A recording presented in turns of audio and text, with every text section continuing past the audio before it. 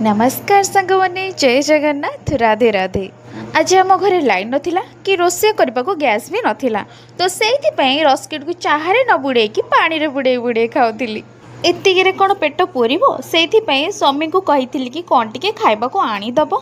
स्वामी मोर तेल छणा होता खाଇବା सब नहीं पलि आसा सहित घुगुनी भी आनी खाली कौन जलखिया खाई बोली रही जाइथिबा पखाल भात को भाग बांटिकी खाई देइथिलु। खाई पी टिके बल आसबारु माँ पुओ बंशी रे किए केते सुर लंबे पारुची कंपटीशन टे करदेलु। आज मु गोटे कथा मार्क कली काम कला बेले बेसी भोक लागेनी कारण काम रे ही माइंडटा थाए।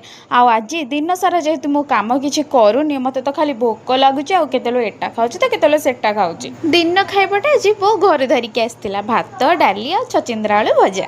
बो आनी खाइबा को खाई लाइन आसबारु संध्या बेले बो को पिठा सह चाह टिके बनैकी देई देइथिली। आ शेष रे राति खाइबारे भात बुट तरकारी आ यूट्यूब रे देखिकी छचिंद्रार पिठो भजाटे बनई देइथिली। भिडियोटी जदि भल लागिथिबा लाइक सह सुंदरिया कमेंट करदेबे। रहिली जय जगन्नाथ।